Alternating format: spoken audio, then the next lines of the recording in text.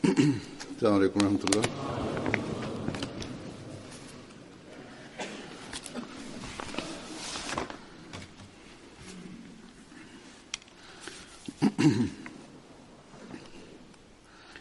أشهد أن لا إله إلا الله وحده لا شريك له وأشهد أن محمدا عبده ورسوله أما بعد فأعوذ بالله من الشيطان الرجيم بسم الله الرحمن الرحيم الحمد لله رب العالمين الرحمن الرحيم مالك يوم الدين إياك نعبد وإياك نستعين اهدنا الصراط المستقيم صراط الذين أنعمت عليهم غير المغضوب عليهم ولا الضالين.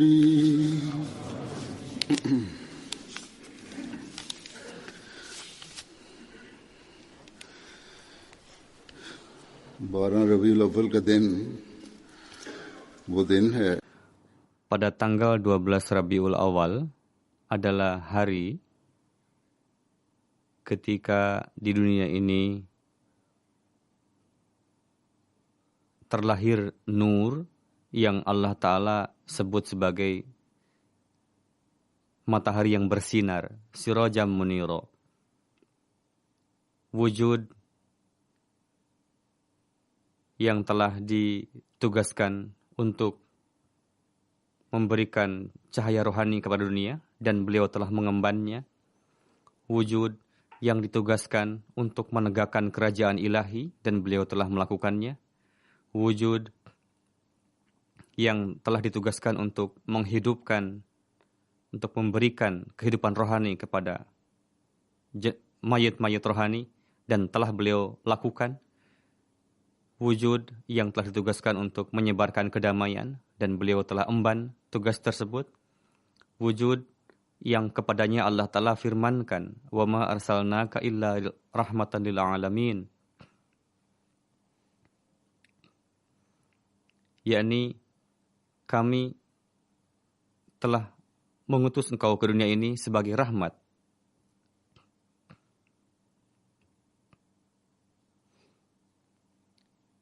Yang tidak terbatas hanya untuk manusia saja, bahkan untuk hewan, tumbuhan, seluruh makhluk hidup.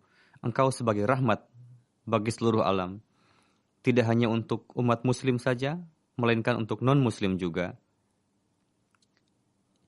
Yang ajarannya akan terus berlangsung sampai hari kiamat dan sebagai rahmat bagi setiap orang. Yang berkenaan dengannya, Allah Ta'ala berfirman kepada para pengikut Rasulullah SAW bahwa di dalam diri Rasulullah SAW terdapat uswatun hasanah, suri toladan yang baik.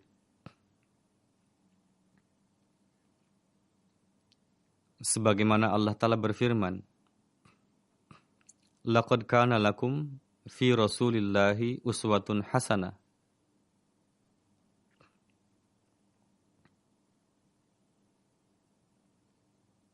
Liman kana yarjullaha wal yawmal akhir wa dzakarallaha katsira. Yakni sesungguhnya di dalam diri Rasulullah terdapat suri toladan yang baik bagi orang yang mengharapkan Allah Ta'ala dan hari akhir dan mengingat Allah Ta'ala sebanyak-banyaknya.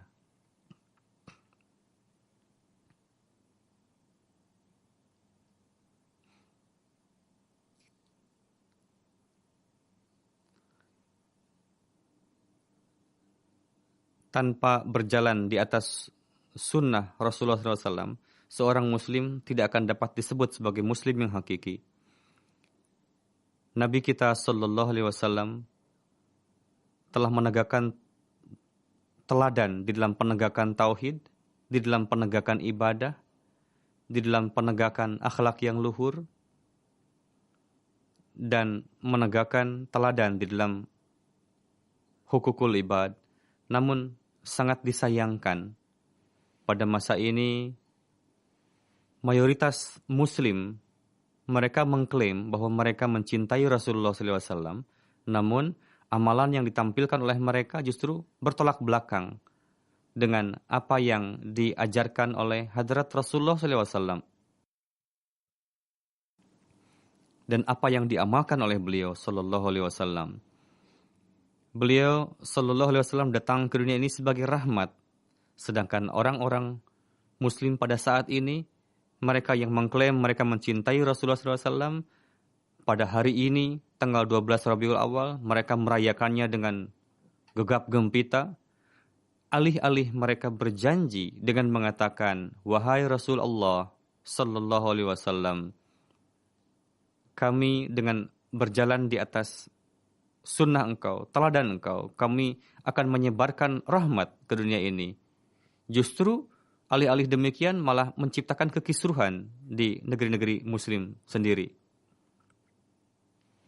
Pada masa ini, ketika merayakan kebahagiaan kelahiran Rasulullah SAW, hendaknya yang tampil dari amalan umat Islam adalah mereka mengatakan bahwa kita telah mengimani Nabi tersebut dan menjadi penyebab timbulnya rahmat bagi seluruh dunia.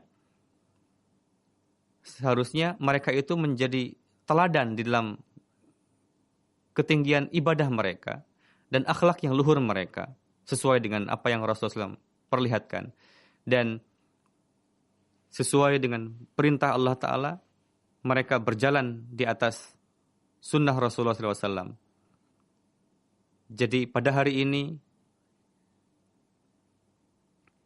dalam merayakan kebahagiaan kelahiran Rasulullah SAW, kecintaan, kasih sayang, dan kedamaian akan berlangsung dari diri kami, akan mengalir dari kami. Inilah yang telah dikatakan oleh Nabi SAW kepada para pengikutnya. Inilah yang diharapkan dari para pengikut Rasulullah SAW. Dan inilah ajaran yang beliau ajarkan.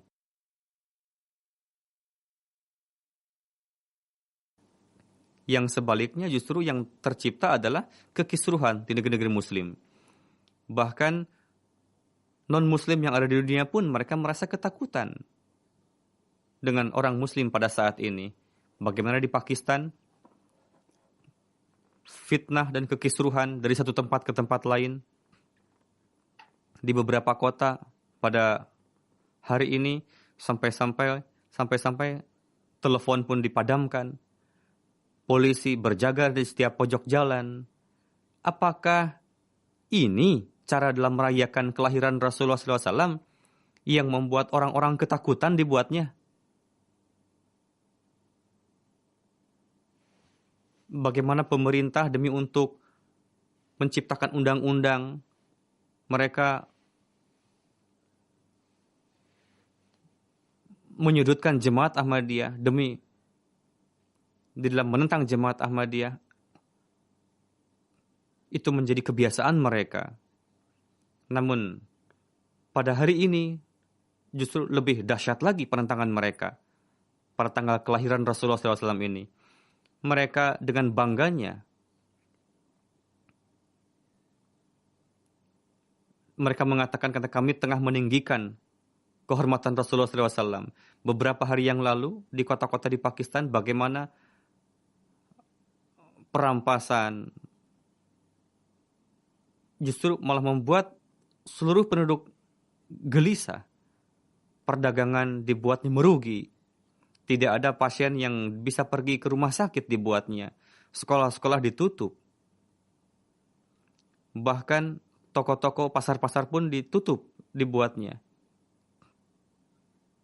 Orang-orang yang tidak memiliki makanan, minuman di rumahnya untuk anak-anaknya mereka tidak bisa membelinya keluar. Jutaan, miliaran rupiah dibuatnya merugi. Dan ini semua dilakukan oleh mereka yang mengatasnamakan ulama, dan mereka mengklaim bahwa ini disebabkan karena kecintaan kepada Rasulullah SAW. Rasulullah yang merupakan rahmatan lil alamin, rahmat bagi seluruh alam, yang telah memberikan ajaran kepada kita untuk memberikan hak kepada jalan. Beliau Shallallahu Alaihi Wasallam bersabda, di pasar-pasar hindarilah kalian untuk ribut. Beliau bersabda, hindarilah untuk duduk-duduk di pasar atau di jalan. Ketika sahabat bertanya, wahai Rasulullah, kami terpaksa duduk di pasar, duduk di jalan, karena pada masa itu tidak ada kantor-kantor seperti zaman sekarang untuk membicarakan masalah bisnis atau perdagangan. Untuk itu, para sahabat duduk di pasar atau di jalan untuk mendiskusikan masalah bisnis atau perdagangan. Beliau mendengarkan hal itu bersabda, untuk itu kamu harus berikanlah hak jalan. Ketika ditanyakan, wahai Rasulullah, apa yang dimaksud dengan hak jalan itu? Rasulullah SAW bersabda, tundukkanlah pandangan kalian, hindarilah dari merugikan orang lain, karena ini merupakan hak jalan. Jawablah jika ada yang mengucapkan salam kepada engkau, karena ini merupakan hak jalan. Nasihatkanlah kepada kebaikan, cegahlah keburukan, karena ini merupakan hak jalan. Namun bagaimana orang-orang muslim pada saat ini, atas nama menghormati Rasulullah, mencintai Rasulullah, katanya mereka malah memblokir jalan-jalan dan membuat orang lain menderita. Meskipun demikian, mereka malah berbangga dan beranggapan bahwa kamilah pembela Islam, katanya. Dan sesuai sesukanya, mereka bisa mengatakan seseorang itu kafir, sesukanya bisa mengatakan orang itu mukmin. Itulah perbuatan mereka umat muslim pada saat ini dalam merayakan Maulid Nabi, demi untuk mendapatkan kemaslahatan pribadi. Ajaran Rasulullah SAW dan dengan suri teladan Rasulullah SAW tidak ada kaitannya sedikit pun dengan apa yang mereka lakukan. Terserah mereka mau berbuat apa. Namun kita, tugas para Ahmadi untuk melihat setiap sisi sunnah Rasulullah SAW dan teladan beliau, dan berupayalah untuk mengamalkan sebisa mungkin. Kita harus berusaha sekuat tenaga dengan segenap kapasitas kita dalam mengamalkannya. Pada saat ini, saya akan menyampaikan berkenaan dengan sunnah Rasulullah SAW, suri teladan beberapa sisi dari kehidupan beliau Sallallahu Alaihi Wasallam. Bagaimana kecintaan Rasulullah SAW kepada Allah Ta'ala. Dalam menjelaskan hal itu, Hadrat Masih Maud alaihissalam bersabda bahwa Rasulullah Sallallahu Alaihi Wasallam wujud yang mencintai zat itu, dan dia telah mendapatkannya, mendapatkan apa yang tidak didapatkan oleh orang lain. Begitu dalamnya kecintaan Rasulullah kepada Allah Ta'ala, sehingga orang-orang mengatakan Asyika Muhammadun ala Rabbihi, yakni Muhammad Rasulullah Sallallahu Alaihi Wasallam sangat mencintai Rabbnya, Tuhannya. Lalu bagaimana kecintaan Rasulullah SAW kepada Allah Ta'ala? Hadrat Masih Maud alaihissalam bersabda lagi, ketika ayat ini turun, bahwa orang musyrik itu kotor, seburuk-buruk makhluk, bodoh, keturunan syaitan, dan sembahan-sembahannya adalah bahan bakar api neraka. Abu Talib, paman Rasulullah SAW, memanggil Rasulullah SAW, wahai keponakanku, dengan permusuhan yang engkau berikan itu menyusahkan kaum Quraisy, dan mereka hampir-hampir membunuh engkau dan aku juga, karena engkau telah mengatakan orang-orang yang berakal dengan orang-orang yang bodoh. Orang-orang suci disebutkan sebagai seburuk-buruk makhluk, dan sembahan-sembahan mereka disebut oleh engkau dengan bahan bakar api neraka dan disebut sebagai buruk dan keturunan syaitan, aku katakan dengan simpatik kepada engkau, mohon jaga mulutmu dan hentikanlah permusuhan ini. Jika tidak, aku tidak sanggup lagi untuk melawan kaum ini. Inilah yang dikatakan oleh Hadrat Abu Talib, paman Rasulullah SAW kepada Rasulullah. Masih Maud Islam bersabda, Hadrat Rasulullah SAW menjawab, wahai paman, ini bukanlah permusuhan, bukanlah ejekan. Ini merupakan penzahiran kenyataan. Inilah tugas yang untuk itu aku diutus ke dunia ini. Jika untuk ini aku harus mati, maka dengan senang hati aku akan menerima kematian ini. Kehidupanku telah diwakafkan untuk ini. Aku tidak bisa berhenti karena takut akan kematian. Wahai paman, jika engkau memperhatikan kelemahan dan mara bahaya engkau, maka pisahkanlah diri dariku. Allah Ta'ala tidak membutuhkan siapapun untuk menjagaku. Aku tidak akan berhenti untuk menyebarkan hukum Allah Ta'ala, perintah Allah Ta'ala ini. Aku lebih mencintai Allah Ta'ala daripada jiwaku. Jika aku terbunuh di jalan ini, maka aku ingin supaya aku dihidupkan lagi dan berkali-kali dihidupkan lagi, lalu mati lagi di jalan ini. Ini bukanlah jalan ketakutan. Aku merasakan kelezatan di dalamnya. Aku ingin mendapatkan penderitaan di jalan ini. Mendengarkan hal dan Rasulullah SAW ketika menyampaikan ini dengan penuh dalamnya rintihan. Lalu setelah melihat cahaya kebenaran seperti itu, Hadrat Abu Talib pun dibuatnya menangis. Beliau mengatakan, aku tidak tahu mengenai pesan risalah engkau ini sebelumnya. Silahkan engkau lakukan tugas engkau. Selama aku hidup, selama aku masih kuat, aku akan selalu menyertai engkau, wahai Muhammad, kata Abu Talib. Pada hari ini, Jemaat Ahmadiyah dituduh bahwa disebabkan karena kita beriman kepada Hadrat Mirza Ghulam Ahmad Qadiani, kita adalah kafir, kata mereka.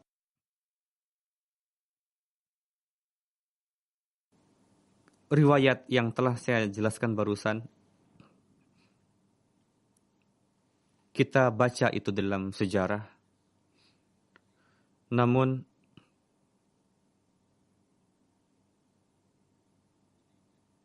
dengan kondisi yang dijelaskan oleh Hadrat Masih Maud alaihissalam, dari itu tergambar bagaimana kecintaan Masih Maud alaihissalam kepada Rasulullah SAW. Dan dengan perantaraan itu, jalan kecintaan kepada Allah Ta'ala pun nampak kepada kita.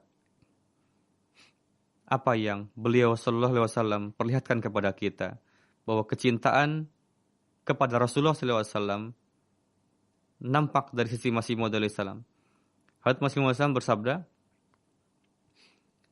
aku selalu melihat dengan penuh ketakjuban bahwa Nabi dari Arab ini yang namanya Muhammad Sallallahu Alaihi Wasallam, ribuan salawat dan salam atas beliau. Betapa agungnya Nabi ini, tidak bisa diketahui puncak dari keluhuran Nabi ini, dan kuat kudsiyahnya, memperkirakan kuat kudsiyahnya bukanlah tugas manusia.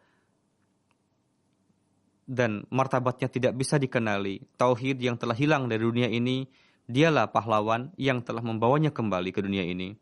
Dia telah mencintai Allah Ta'ala pada derajat yang paling puncak dan mencintai umat manusia. Ini ada dua hal, mencintai Allah Ta'ala. Yang kedua adalah mencintai, mengasihi umat manusia, dan beliau membuat dirinya fana untuk itu. Untuk itu Allah Ta'ala yang mengetahui rahasia hati, Allah Ta'ala memberikan fadilah kepada beliau di atas nabi-nabi yang lain, menganugerahkan kehidupan kepada beliau. Dialah sumber mata air karunia. Orang yang tanpa mereka mendapatkan fadilah tanpa perantaraan beliau sallallahu alaihi wasallam, berarti orang itu bukanlah manusia, melainkan zuriyat syaitan. Karena kunci dari fadilah semua diberikan kepada Rasulullah sallallahu alaihi wasallam. Khazanah ma'rifat diberikan kepada Rasulullah. Orang yang tidak mendapatkan melalui perantaraan Rasulullah berarti dia mahrum selama-lamanya. Apalah artinya kita? Kita akan menjadi kufur nikmat jika kita tidak berikrar bahwa tauhid hakiki telah didapatkan dengan perantaraan Nabi tersebut, dan pengenalan kepada Allah Ta'ala pun kita dapatkan dengan perantaraan beliau, dengan perantaraan cahaya dari beliau, dan mukalamah, mukhatabah pun berbicara dengan Allah Ta'ala. Dari berkat Rasulullah SAW kita mendapatkannya. Dan cahaya dari beliau seperti layaknya sinar matahari. Kita akan senantiasa tersinari jika kita berdiri di hadapan beliau SAW. Jadi, dengan berjalan di atas teladan Rasulullah SAW lah, tauhid yang hakiki akan bisa diraih, diketahui. Dengan mengamalkan itulah kita bisa sampai kepada Allah Ta'ala. Dan inilah pondasi dari pendakwaan Hadrat Masih Maud alaihissalam. Hadrat Rasulullah SAW, bagaimana ibadah beliau? Hadrat Aisyah radhiyallahu ta'ala anha menggambarkan berkenaan dengan salat tahajud Rasulullah SAW. Beliau menuturkan bahwa Rasulullah SAW tidak kurang dari 11 rakaat dalam melaksanakan tahajud.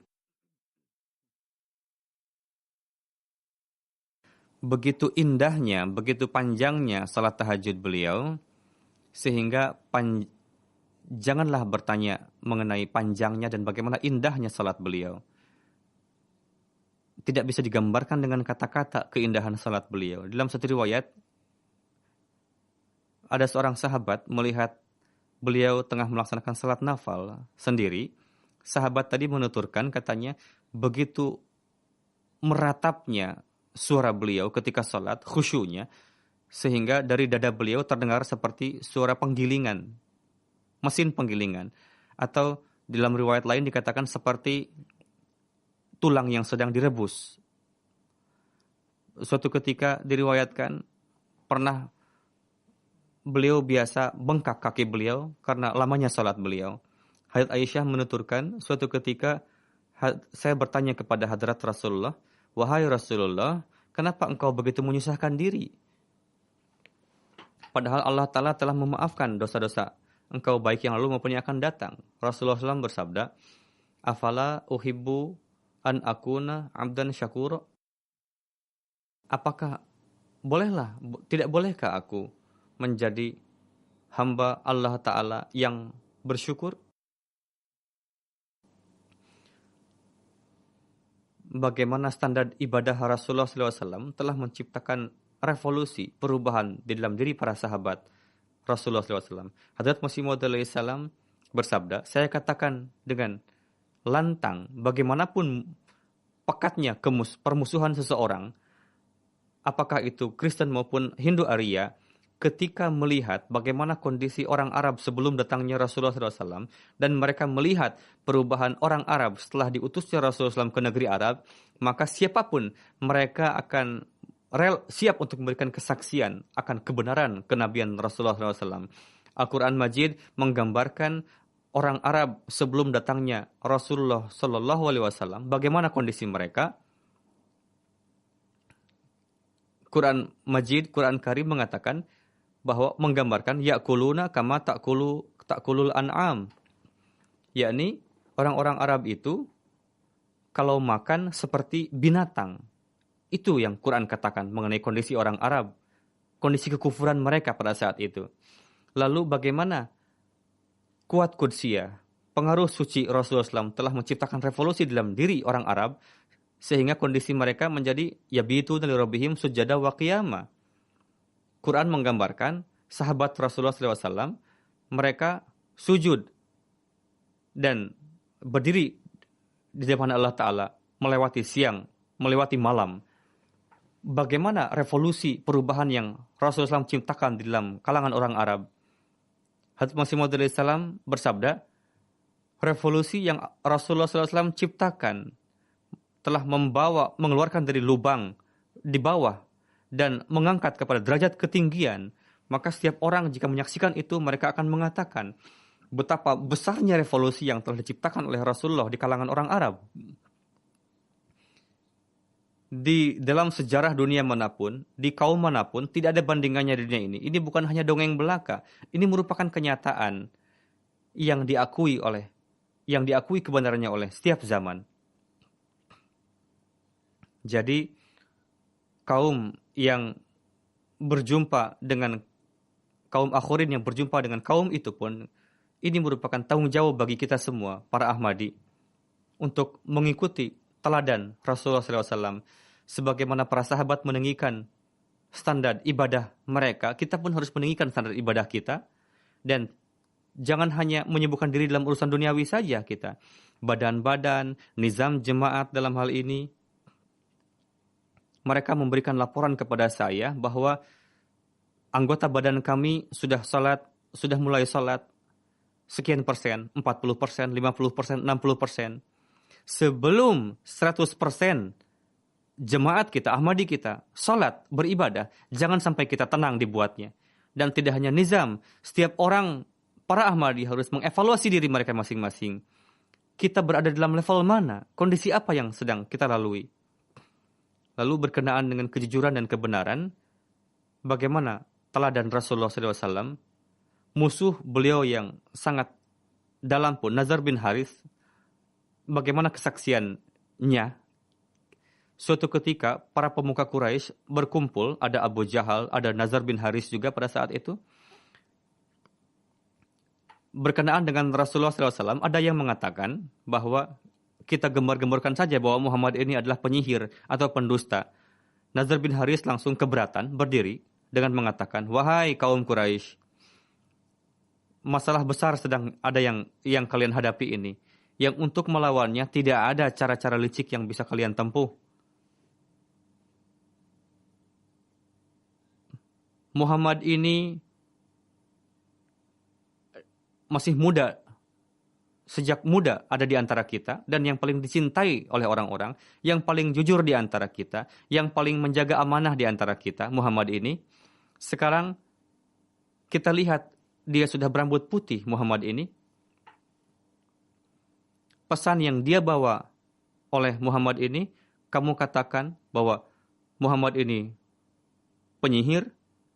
Kita sudah pernah melihat bagaimana penyihir. Tidak ada ciri-ciri penyihir dalam diri Muhammad. Kalian mengatakan dia tukang nujum. Dia sama sekali bukan tukang nujum. Kita mengenal tukang nujum. Kalian mengatakan Muhammad ini penyair. Dia bukan penyair.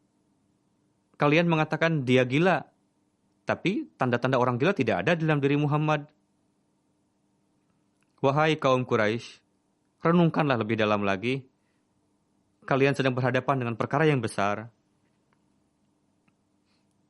Lalu Abu Jahal berkenaan dengan kejujuran Rasulullah SAW. Abu Jahal tidak bisa mengingkari kejujuran Rasulullah SAW. Abu Jahal mengatakan, aku tidak bisa mengatakan engkau pendusta, namun ajaran yang kamu bawa itu yang dusta, karena memburuk-burukan berhala-berhala kami, katanya. Lalu bagaimana penjelasan Abu Sufyan di depan Heraklius, Raja Heraklius? Dia mengatakan Rasul Muhammad tidak pernah berdusta, katanya. Dia menasihatkan untuk berbicara jujur. Jadi sehebat apapun musuh Rasulullah SAW tidak bisa menyatakan bahwa Muhammad ini pendusta, Rasulullah ini pendusta. Inilah dalil yang besar membuktikan kebenaran kenabian beliau. Seorang alim Yahudi setelah melihat wajah Rasulullah, dia mengatakan ini bukanlah wajah seorang pendusta. Pada hari ini pun, ajaran beliau SAW, standar ajaran beliau yang bisa membawa non-muslim dekat kepada Islam. Penipuan, kedustaan, bisa meningkatkan kebencian kepada Islam, namun tidak bisa menggiring orang ke dalam Islam. Hal-hal duniawi dan demi untuk merenggut kekuasaan dan bagaimana untuk menjaga mimbar para ulama, katanya, hal-hal seperti ini tidak bisa membuktikan kebenaran atau keluhuran Islam. Jadi dengan berjalan di atas sunnah Rasulullah SAW, para Ahmadi harus meninggikan standar kejujurannya supaya di dalam menyebarkan ajaran Islam yang indah ini kita mendapatkan kemudahan. Bagi tabligh, untuk tabligh adalah penting supaya ada keselarasan antara perkataan dan perbuatan. Jika tidak ada kejujuran, maka orang-orang pun akan menetapkan ajaran ini bohong. Zat Allah Ta'ala dan kebenaran, ajaran Islam merupakan kebenaran. untuk menyebarkan kebenaran ini, dan dengan kejujuran, itu adalah tugas kita. Hadrat Masih Maud Islam bersabda, seorang yang bijak terpaksa mengikrarkan bahwa Islam beberapa hari yang lalu dulu telah rusak dan rohani telah hilang. Nabi kita Sallallahu Alaihi Wasallam untuk menzahirkan kebenaran sebagai reformer yang agung yang membawa kembali kebenaran yang sudah hilang tadi, Nabi kita tidak pernah berbangga sedikit pun bahwa beliau telah mendapatkan dunia dalam kondisi gelap, lalu beliau membawa dunia kepada cahaya, kaum yang dimana beliau zahir, beliau tidak pernah meninggalkan kaum itu sebelum membuka baju syirik dengan mengganti dengan baju tauhid, sebelum mereka sampai kepada keimanan, martabat keimanan yang tinggi, maqam kesetiaan, kebenaran, zahir dari diri mereka, yang perbandingannya tidak bisa didapatkan di dunia manapun. Kesuksesan ini tidak pernah didapatkan oleh nabi yang lain kecuali Rasulullah SAW. Inilah dalil yang besar untuk kenabian beliau SAW, yakni beliau diutus ke dunia ini dan beliau datang ke dunia ini ketika dunia ini berada dalam kegelapan yang pekat dan dibutuhkan seorang reformer, dan beliau wafat pada saat jutaan manusia meninggalkan syirik dan penyembahan berhala dan mereka sudah memilih tauhid. Sebetulnya islah yang sempurna ini dikhususkan oleh beliau kepada beliau. Jadi beliau telah merubah orang yang seperti hewan tadi sebagai manusia yang beradab. Dalam kata lain, beliau telah merubah hewan menjadi manusia, manusia menjadi manusia yang berpendidikan, lalu manusia yang berpendidikan sebagai manusia yang saleh, dan meniupkan rohaniat ke dalam dirinya, dan menjalinkan dia dengan Tuhan yang benar. Jadi jika kita ingin disebut sebagai muslim yang hakiki, jika kita ingin menciptakan hubungan dengan Allah Ta'ala, maka kita perlu untuk meninggikan standar kejujuran dan kebenaran. Dan kebenaran akan hal itu, jika ada yang bisa melakukan pada masa ini, Ahmadilah yang bisa melakukan hal itu. Karena mereka telah berjanji kepada imam zaman untuk mendahulukan agama di atas dunia. Jadi janganlah membatasi hanya sebatas janji saja, melainkan amalan setiap Ahmadi harus menjadi saksi. Baru kebenaran janji tadi akan terbukti.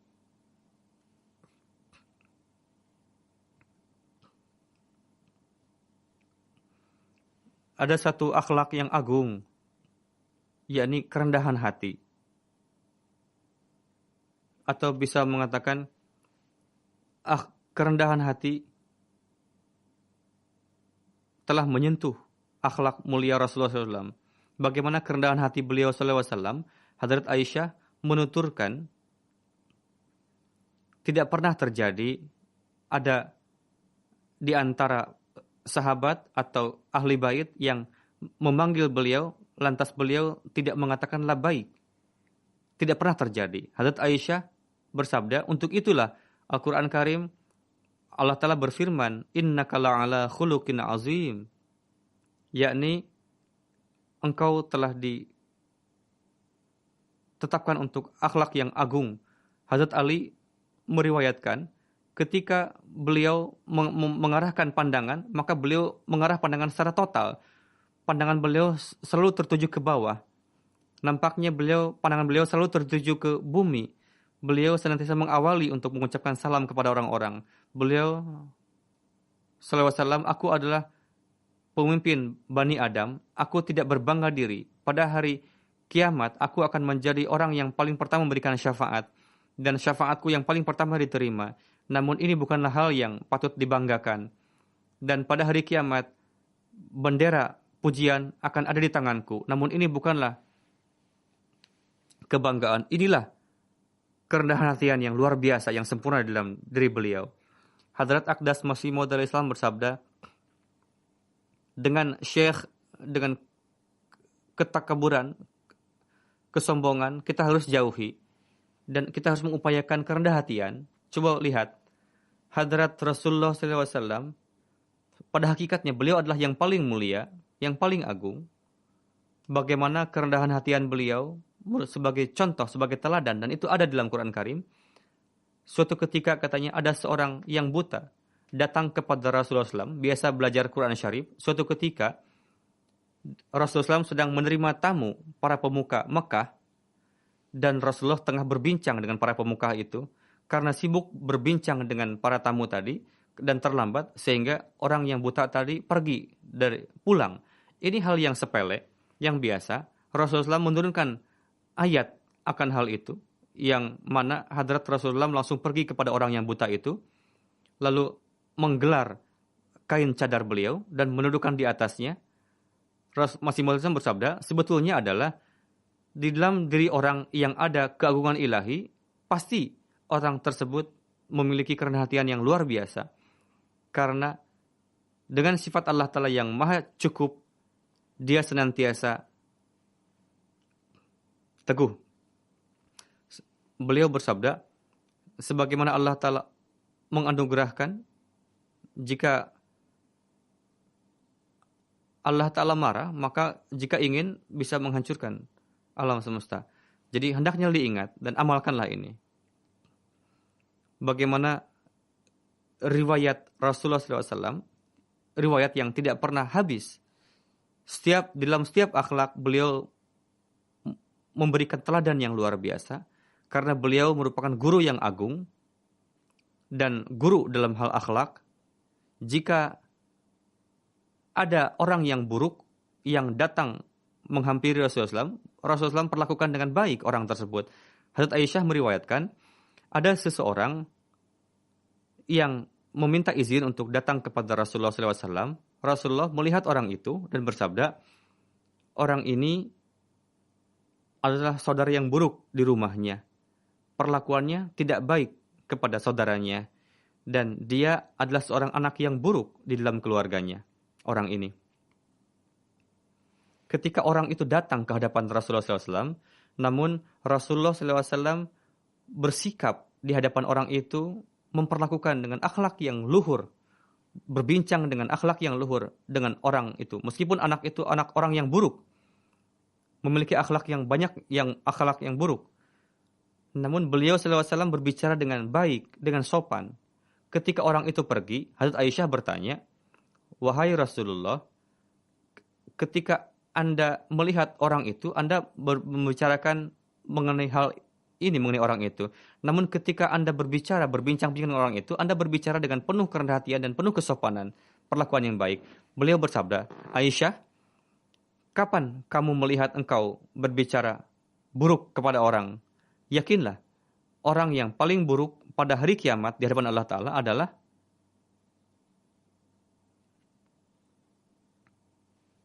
adalah orang yang takut, karena takut dengan perbuatan buruk orang lain, lalu meninggalkan untuk bertemu dengannya.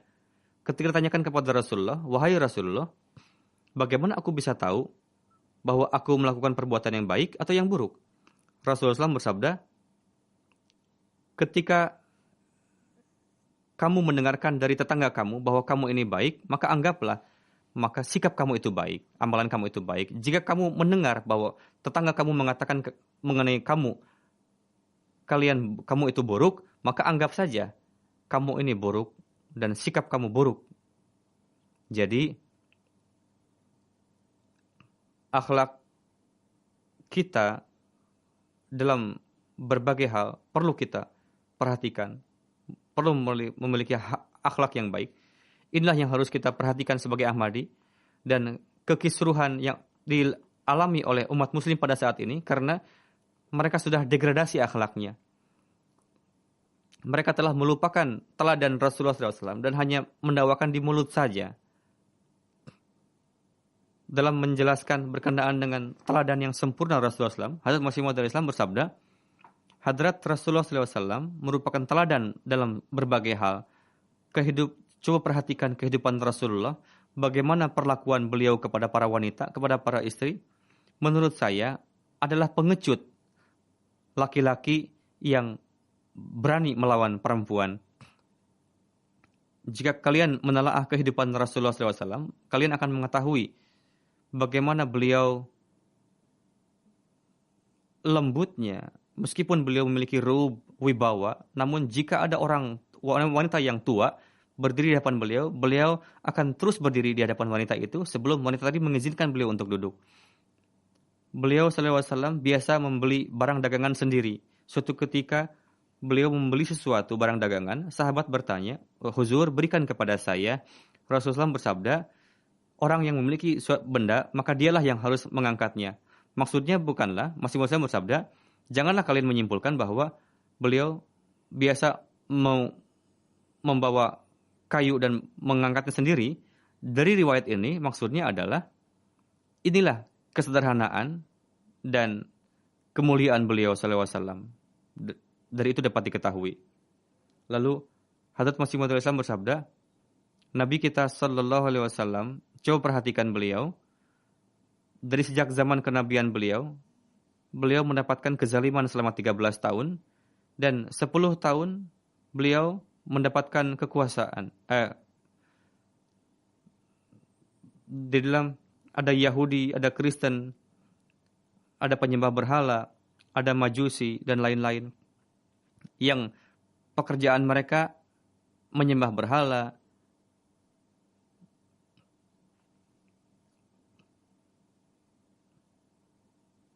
Mereka tidak melakukan hal yang lain. Mereka minum minuman keras 5 kali sehari. Mereka menggantikan air dengan minuman keras. Pembunuhan sudah menjadi hal biasa bagi mereka seperti layaknya wortel dan lain-lain, sayur-sayuran. Bagaimana mereka dalam melakukan keburukan, mengislah kaum seperti itu, lalu memperbaiki mereka, lalu beliau sendiri kadang beliau mendapatkan makanan, kadang kelaparan, dan beliau memiliki beberapa sahabat, kondisi mereka pun buruk sampai kelaparan, dan sahabat-sahabat beliau mereka pun dianiaya. Hadrat Masih Maud SAW bersabda, mereka lemah, tidak berdaya. Mereka diusir dari kampung halamannya. Lalu beliau alaihissalam bersabda, lalu tiba masanya ketika Rasulullah SAW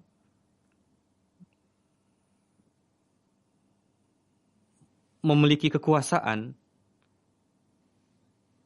dan beliau memiliki kekuasaan dan ru'ub pada saat itu yang diberikan oleh Ta'ala. Jika beliau menghendaki, beliau bisa membunuh seluruh Arab pada saat itu. Jika beliau seorang yang berhawa nafsu buruk, maka beliau itu merupakan kesempatan yang baik untuk membalas dendam kepada musuh-musuh beliau yang dulu. Ketika beliau mendapatkan Fatah Makkah, beliau malah mengatakan, La tasriba alaikumul yaum. Tidak ada pembalasan bagi kalian pada hari ini. Jadi, 2 zaman yang beliau lalui, dan untuk kedua itu, beliau memiliki kesempatan yang baik untuk bisa membalas dendam. Namun, beliau tidak seperti itu. Bagaimana akhlak fadilah beliau diuji pada saat itu. Dan kesabaran beliau, keteguhan beliau, pemaafan beliau, kelembutan beliau, keberanian beliau, kedermawanan beliau, dan lain-lain. Itu dizahirkan oleh beliau. Dan tidak ada akhlak apapun yang tidak beliau zahirkan. Jadi, jika pada hari ini, jika kita ingin merayakan kebahagiaan yang hakiki, maka kita itu bisa dirayakan dengan mengamalkan teladan beliau seutuhnya.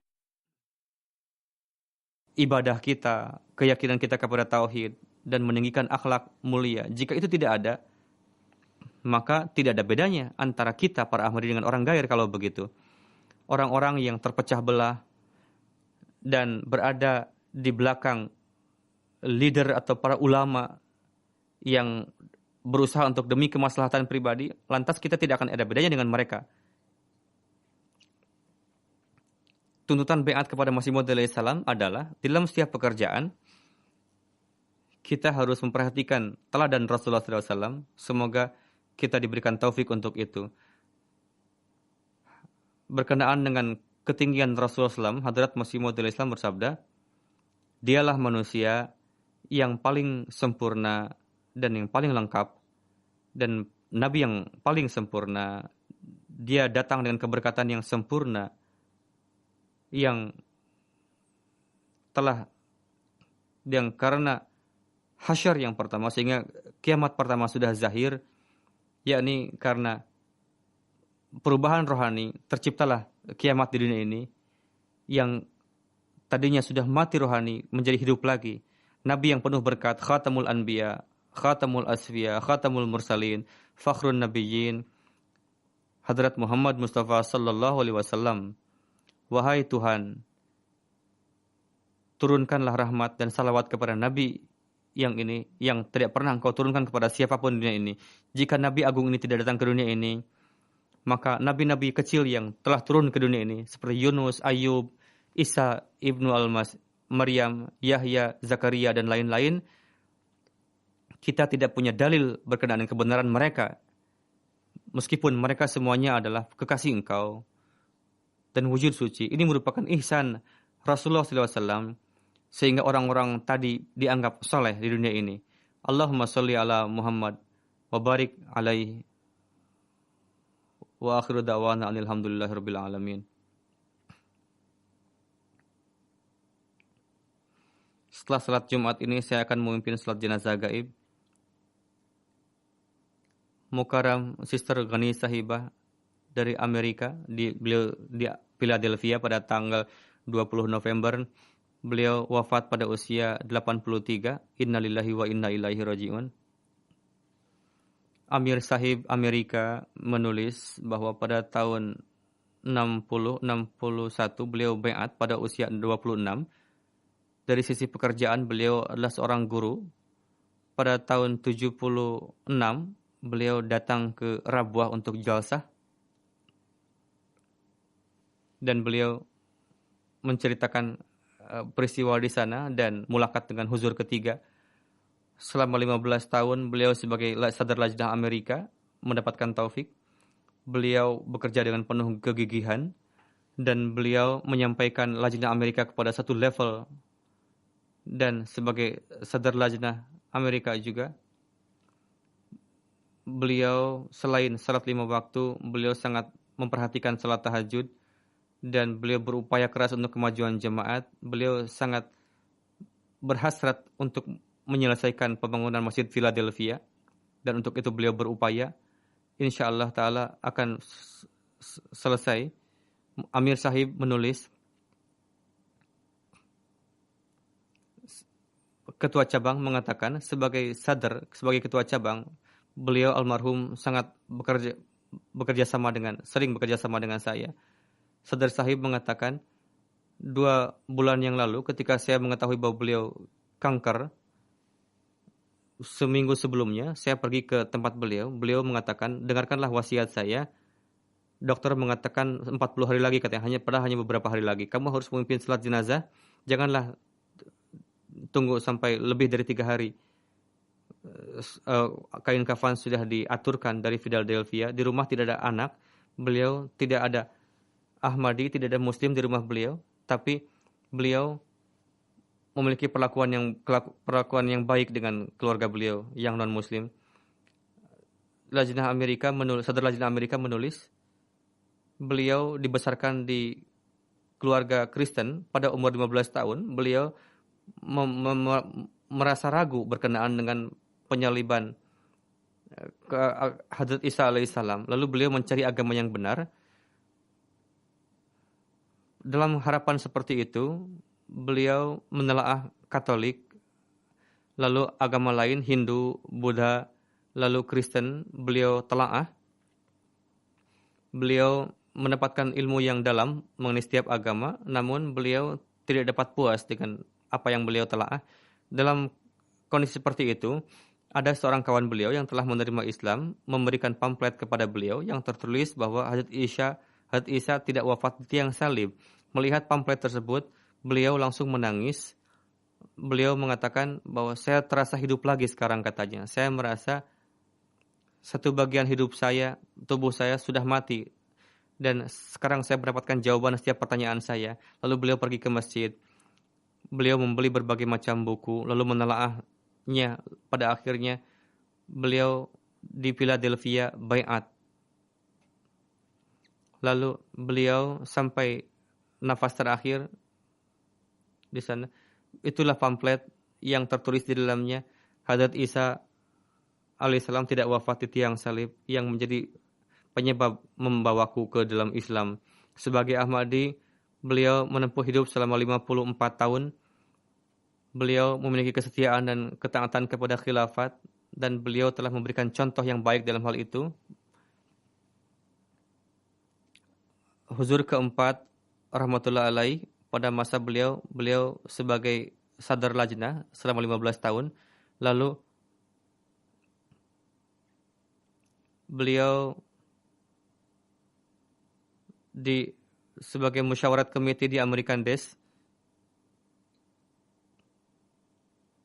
Hati beliau senantiasa tertuju condong kepada perkara tabligh.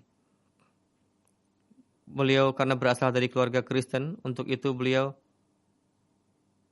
biasa bertabligh kepada orang Kristen dengan cara yang baik.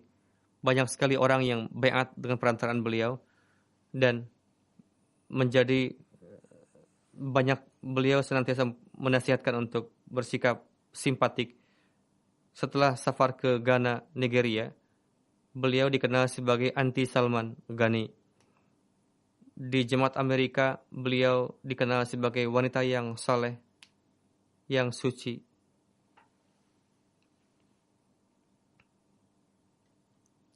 Semoga Allah Ta'ala meninggikan derajat almarhumah, dan semoga kerabat beliau yang yang sudah menjadi Ahmadi diberikan taufik untuk teguh, dan diberikan taufik kepada Jemaat Amerika untuk dapat menyampaikan ajaran Islam yang hakiki. Amin.